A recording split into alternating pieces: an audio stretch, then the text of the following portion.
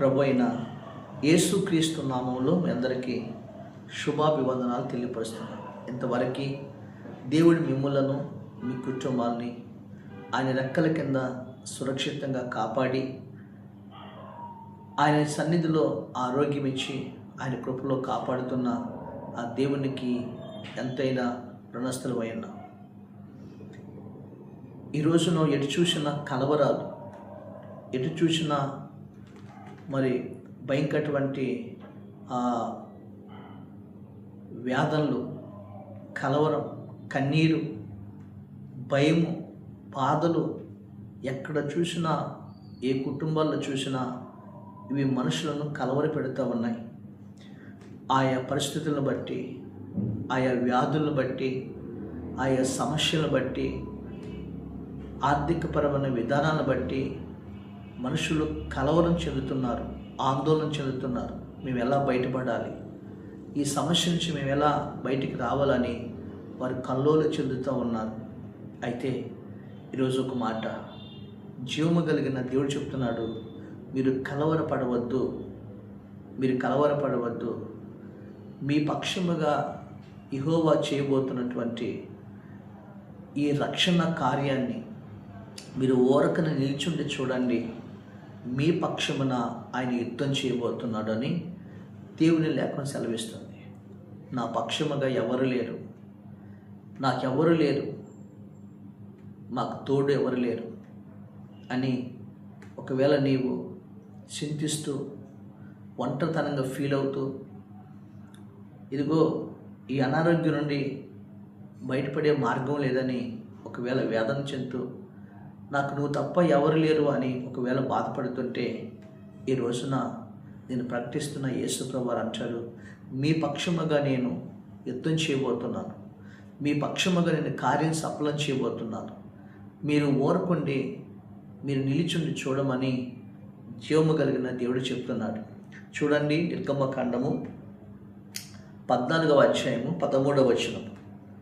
మీరు భయపడకండి, ఓర్కుని యెహోవా నేడు కలుగచే రక్షణను మీరు ఓరకు నిలిచుండి చూడండి అని ప్రభువు చెప్తున్నాడు.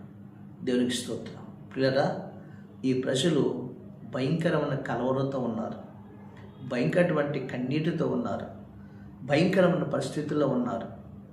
అసలు ఈరోజు ఎవరు ఈ ప్రజలు అంటే దేవుని బిడ్డలైనటువంటి ఇజ్రాయేల్ ప్రజలు.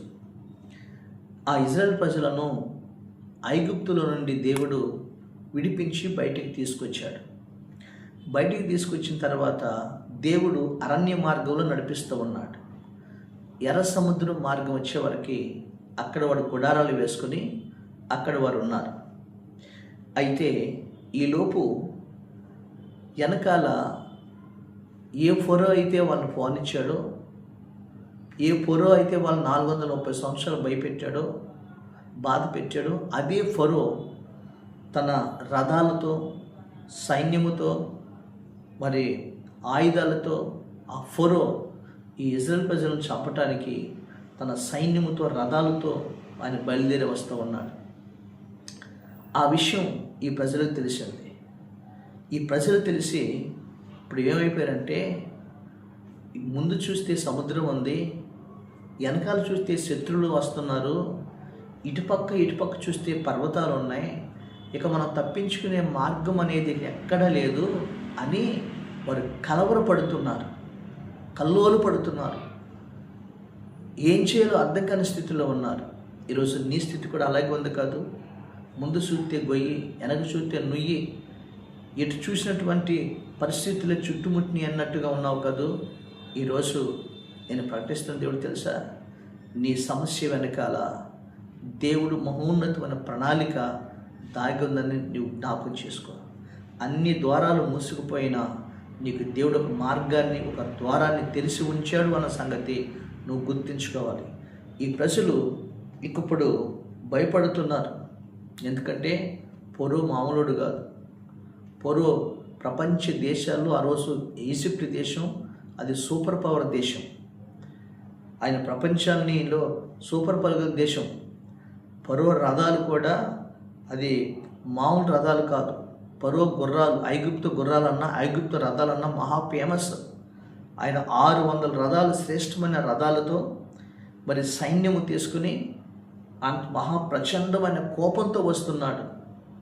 పిల్లరా, శత్రువైన సాతాను కూడా ఆడు ప్రచండమైన కోపంతోనే వాడు గర్జించి సింహములే వాడు తిరుగుతూ ఉన్నాడు. ఎవరు మృంగుదామా, ఎవరిని నాశనం చేద్దామని తిరుగుతూ ఉన్నాడు. అయితే ఈ రోజున వీళ్ళు అప్పుడు అంటున్నారు, ఇక ఫరో మమ్మల్ని చంపేస్తారు అన్నట్టుగా ఉన్నారు. రెండోది, ఫరో ఎందుకు అంత కోపంతో వస్తున్నాడో తెలుసా? ఫరో దేవుడు ఐగుప్తు నుంచి వాళ్ళని విడిపించేటప్పుడు ఐగుప్తులో జ్యేష్ఠ కుమారుని దేవుడు చంపేశాడు. ఐగుప్తులో తొలిసూరి సంతానం కలిగిన పశువుల్లో కానీ మనుషుల్లో కానీ తొలిసూరి సంతానాన్ని చంపేశాడు. ఈ విషయం ఫరో జీర్ణించలేకపోయాడు. ఫరో కొడుకుని కూడా చచ్చిపోయాడు. ఇక ప్రచండమైన కోపంతో వస్తూ ఉన్నాడు. అప్పుడు ఇక చుట్టూ కూడా సమస్యలు అల్లుకుపోయినాయి. అప్పుడు వీళ్ళు ఏం చేస్తారు తెలుసండి? కలవరపడుతున్నారు, కంగారు పడుతున్నారు. ఇక మేము చచ్చిపోయినట్టే, మునిగిపోయినట్టే అన్నట్టుగా అయిపోతున్నారు. ఈరోజు వాక్యం వచ్చిన పిల్లరా, జాగ్రత్తగా వినండి. దేవుడు అంటాడు, మీరు కలవరపడద్దు. దేవుడు నీకు తోడుగా ఉన్నాడు. నిన్ను బయటికి తీసుకొచ్చిన వాడు, నిన్ను రక్షించిన వాడు, నిన్ను విడిపించిన వాడు సమస్యల నుంచి కూడా నేను బయటికి తీసుకొస్తాడు. నువ్వు ఏమైపోదు, దేవుడు నీకున్నటువంటి సిక్కుల నుంచి బయటికి తీసుకొస్తాడు. ఈ అనారోగ్య పరిస్థితి నుంచి బయటికి తీసుకొస్తాడు. దేవుడు అద్భుతమైన కార్యం నీ జీవితంలో జరిగించిపోతున్నాడు. అయితే ఒక విషయం చెప్పి నేను ప్రార్థన చేస్తాను. ఇలాంటి సమస్య వచ్చినప్పుడు మనం తీసుకునే 2 నిర్ణయాలు ఉంటాయి. ఒకటి, మనుషులు ఏర్పరచుకున్నటువంటి పరిష్కారం, ఈ సమస్యని మనుషులు తీసే పరిష్కారం. 2, దేవుడు ఏర్పరిచే పరిష్కార మార్గం. అయితే మనుషులు ఏర్పరచుకున్న పరిష్కార మార్గం ఉంటుంది. రెండవది, దేవుడు ఏర్పరిచే పరిష్కార మార్గం ఉంటుంది. ఇప్పుడు ఇశ్రాయేలు ప్రజలు ఏం చేశారంటే, ఈ భయంకరమైన కలవరంలో ఇప్పుడు ఏమన్నారంటే ఒకే ఒక పరిష్కారం తీసుకున్నారు. మోషే అంటున్నాడు, ఒక మాట అంటున్నారు, మేము ఈ ఐగుప్తులో మేము చిక్కి ఉన్నాం, ఈ ఐగుప్తులో మేము చిక్కి ఉన్నాం కాబట్టి మేము ఇక ఐగుప్తులో సమాధులు లేవని మేము ఈ అననీయులు మమ్మల్ని చంపటానికి వచ్చి తీసుకొచ్చావా, మేము మరలా ఫరోకి దాసులు వగుదము అని ఈ ఇశ్రాయేలు ప్రజలు తీర్మానం చేసుకున్నారు. అంటే ఇప్పుడు వీళ్ళు పరిష్కారానికి ఏం జరిగింది తెలుసండి? వీళ్ళు పరిష్కారం చేసుకుంటున్నారు.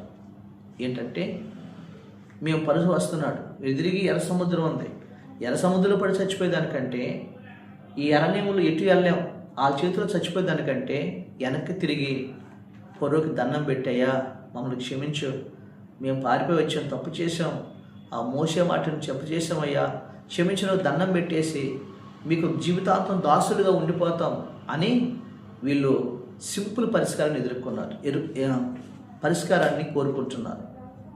అంటే వాళ్ళ జీవితాంతం దాసులుగా ఉండాలని కోరుకుంటున్నారు. చెప్పంటారా? దేవుడు నిన్ను దాసులుగా ఉంటాకి విడిపించలా, నిన్ను రాజులుగా ఉంటాకి విడిపించాడు ఆయన. దేవుని స్తోత్రం. రాజులను యాజక సమూహంగా ఉంటాకి విడిపించాడు దేవుడు. ఈ రోజున సర్వశక్తి కలిగిన దేవుడు మానవుని పరిష్కారం.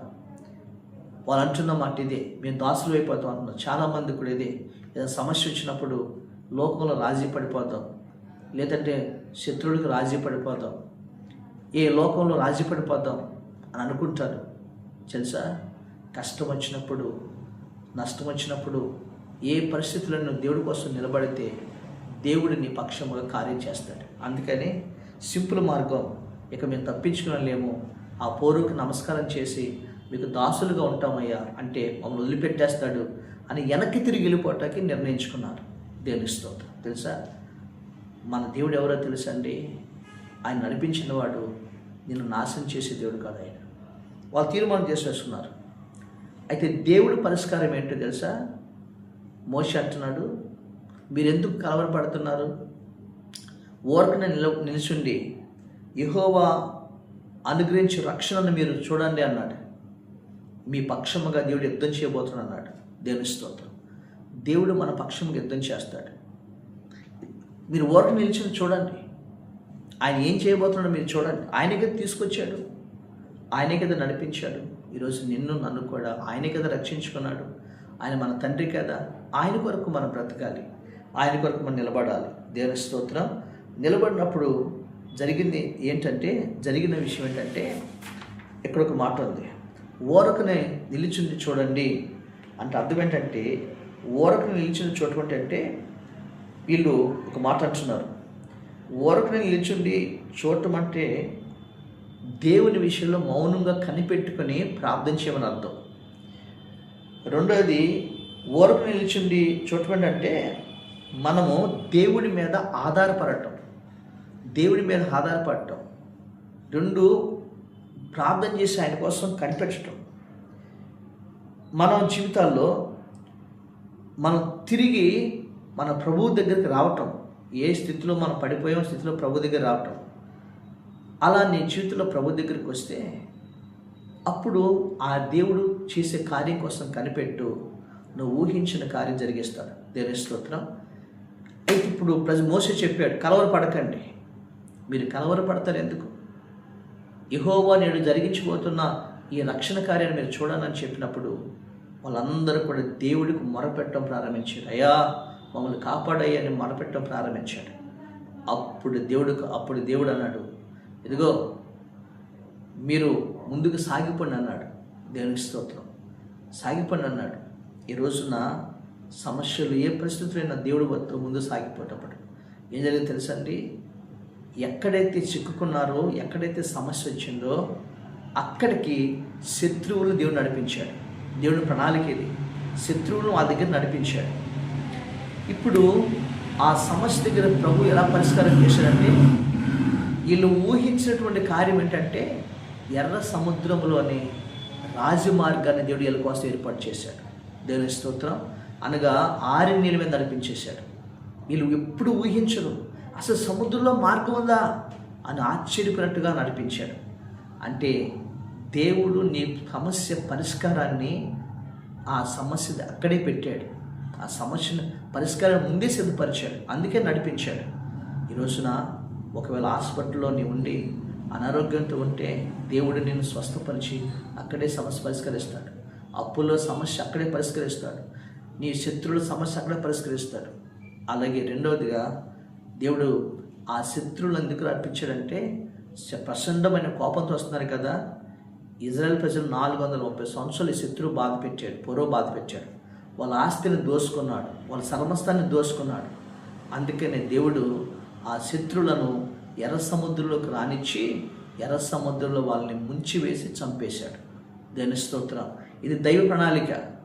అంటే ఇప్పుడు అంటున్నాడు, మీరు నేడు చూసిన ఐగుప్తులను ఇక మీరు ఎన్నడూ చూడరు. అందుకే రప్పించాడు దేవుడు. అంటే ఇక మీకు ఈ సమస్యలు ఇంకెన్నడూ రావు, ఈ అనారోగ్యం ఇంకెప్పటికీ రాదు. దేవుడు పూర్తిగా సమస్య చేస్తున్నాడు.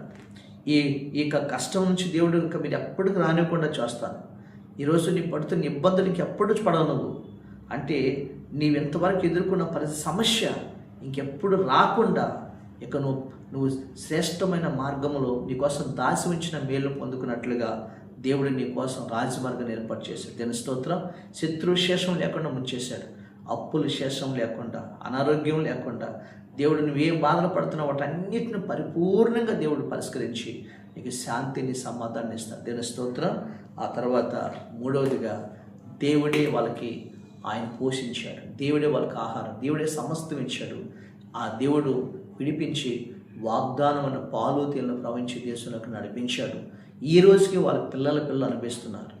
శత్రు శేషం లేకుండా వాళ్ళు సమృద్ధిగా వాళ్ళు పోషించబడుతూ ఉన్నారు. ఈ రోజున నీ జీవితంలో కూడా కలవరపడద్దు. ఎదురున్న సముద్రం లాంటి సమస్యలను చూసి, వెనకాల శత్రువును చూసి, చుట్టుపక్కల పరిస్థితులను చూసి కలవరపడద్దు. దేవుడి మీద ఆధారపడు. దేవుని సన్నిధిలో ప్రార్థన చేసి కనిపెట్టు. దేవుడు చేసే కార్యం నువ్వు ఊహించలేని కార్యం. ఆ కార్యం వెనకాల అద్భుతమైన ఆశీర్వాదం ఉంటుంది. కాబట్టి ఎప్పుడు ఈ సమస్యలను చూడకుండా, ఈ రోగాలను చూడకుండా సంపూర్ణంగా దేవుడు సమస్య పోయేటట్లు చేసి నువ్వు యుగయుగాలు ఆశీర్వాదకరంగా ఉన్నట్లుగా ఆ దేవుడు నీ జీవితంలో కార్యం జరిగించును గాక. నీ పక్షమున ఆయన యుద్ధము చేయను గాక. అలాంటి కార్యము ఆ ప్రజల పట్ల చేసిన దేవుడు నీ పట్ల కూడా జరిగించబోతున్నాడు. కాబట్టి ఆయన కోసం ఎదురు చూడు. దేవుడు ఆ కార్యం జరిగించును గాక. ఆమేన్. పరిశుద్ధుడైన మా తండ్రి, కృతజ్ఞతాస్తుతులు స్తోత్రాలు చెల్లిస్తున్నాం. ఈరోజు ఈ వాక్యమైన బిడ్డలను ఆయన వారు ఈ కలవరపడుతున్నారు. ఏ విషయంలో కలవరపడుతున్నారో ఆ పరిస్థితులన్నింటిలో విడిపించి నీ బిడ్డల పట్ల గొప్ప కార్యం జరిగించి, అనారోగ్యంగా ఉన్న హాస్పిటల్ ఉన్న బిడ్డల్ని స్వస్థపరచండి నాయన. అనారోగ్యంగా ఉంటే స్వస్థపరచండి ప్రభా. ఉద్యోగాలు చేస్తున్న బిడ్డలను, వ్యాపారం చేస్తున్న బిడ్డలను ప్రభా, చదువుకున్న ఎవరి బిడ్డలకు తోడుకోండి. మీ రక్తంలో కంచిలో మీరు వేసి ప్రభాని చుట్టూ కంచి వేసి నీ కాపుదల దయచి దీవించమని యేసు నామమున అడుగుచున్నాము తండ్రి. ఆమేన్.